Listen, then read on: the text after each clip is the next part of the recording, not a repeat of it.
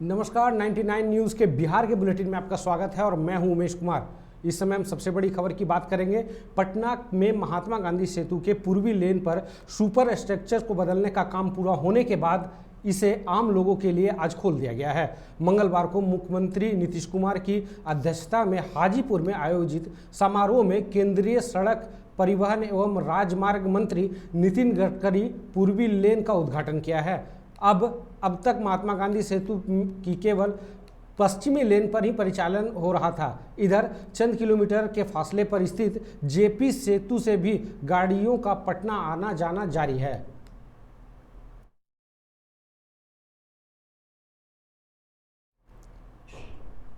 बिहार में सोने की खान के बाद अब यहां पेट्रोलियम का बड़ा भंडार मिलने की बात सामने आई है।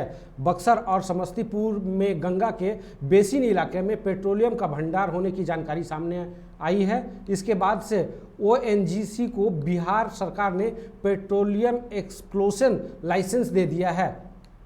ओएनजीसी दोनों जिलों में सर्वेक्षण करेगी, जिससे पता चलेगा कि यहां तेल का कितना भंडार है।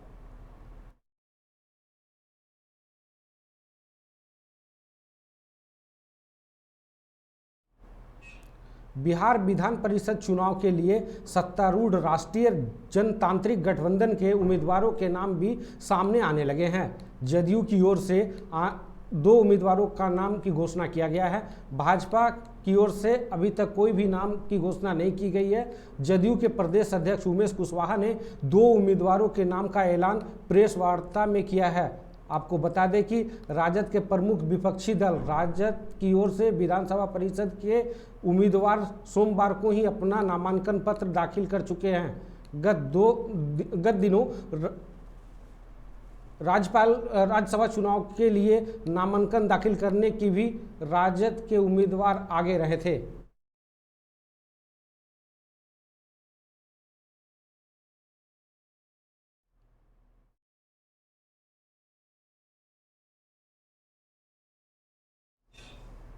राजधानी पटना सहित बिहार के अधिकांश भाग में मंगलवार को मौसम सामान्य रहने के आसार हैं। उत्तरी भाग के 10 जिलों में मेघ गर्जन के साथ झमाझम बारिश की संभावना है।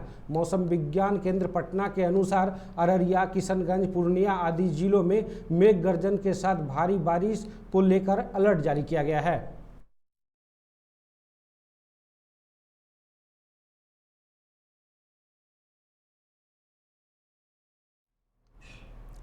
तीन दिनों के झारखंड प्रवास पर आए बिहार के पूर्व मुख्यमंत्री लालू प्रसाद यादव के कमरे में आग लगने की खबर आ रही है।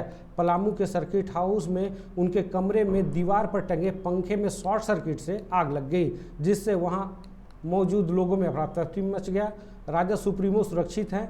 बताया गया है कि जिस समय लालू के कमरे में आग लगी उस समय लालू डाइनिंग हॉल में अखबार पढ़ रहे थे। आग लगने की सूचना पर आनन फानन में तुरंत सर्किट हाउस के कर्मचारियों ने मोर्चा संभाल लिया।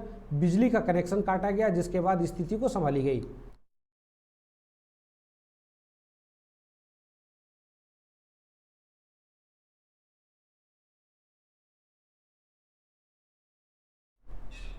लालू के कमरे में आग लगने की सूचना मिलने के बाद बिहार की पूर्व मुख्यमंत्री राबड़ी देवी ने फोन कर अपने पति लालू प्रसाद यादव से बात की और घटना की जानकारी ली। राबड़ी देवी ने फोन पर सेवादारों को भी फटकार लगाई है, क्योंकि सर्किट हाउस में ना तो आग बुझाने की कोई व्यवस्था थी और ना ही दमकल वहां पहुंचा था।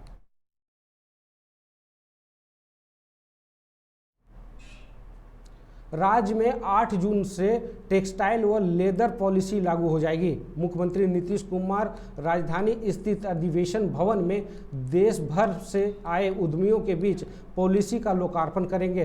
हाल ही में राज्य के कैबिनेट ने इन दिनों पॉलिसी को अपनी मंजूरी प्रदान की है। दिल्ली में पिछले महीने संपन्न विधेयक सम्मेलन के बाद यह दूसरा मौका था जब बड़ी संख्या में टेक्सटाइल व लेदर उद्योग से जुड़े उद्यमी बिहार में निवेश की मंशा के साथ जुटेंगे। बिहार मुख्यमंत्री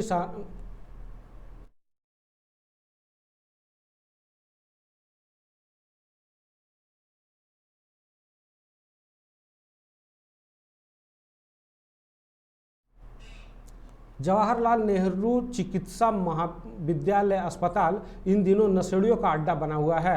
अस्पताल परिसर में स्थित एक जर्जर भवन में नशेड़ी ब्राउन शुगर के धुएं में मस्त रहते हैं। आश्चर्य की बात यह है कि मात्र 2 कदम की दूरी पर बरारी थाना है। अस्पताल प्रशासन को भी इस बात की जानकारी है, लेकिन ना तो पुलिस और ना ही अस्पताल प्रशासन इस मामले पर कोई कार्रवाई कर रहे हैं। वैशाली के जेहादा बाजार के पटोरी रोड गोदरी बाजार मोड़ के पास अवस्थित आशीर्वाद गोल्ड लोन नामक कार्यालय में मंगलवार को 2 की संख्या में पहुंचे अपराधियों ने हथियार का भय दिखाकर लूट का प्रयास किया है। एक अपराधी बाहर में निगरानी कर रहा था, लेकिन एजेंसी के कर्मियों ने हिम्मत दिखाते हुए सायरन बजा दिया। इसके बाद स्थानीय लोगों ने भागने के क्रम में एक अपराधी को दबोच लिया है। 2 अन्य अपराधी भागने में सफल रहे हैं। लोगों ने पकड़े गए अपराधी की जमकर पिटाई भी की है।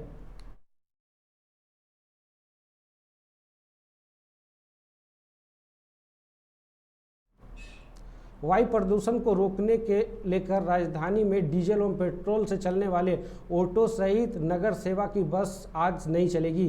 प्रशासन इसके लिए वाहन चालकों को पहले ही निर्देश जारी कर चुका है। ऐसे वाहन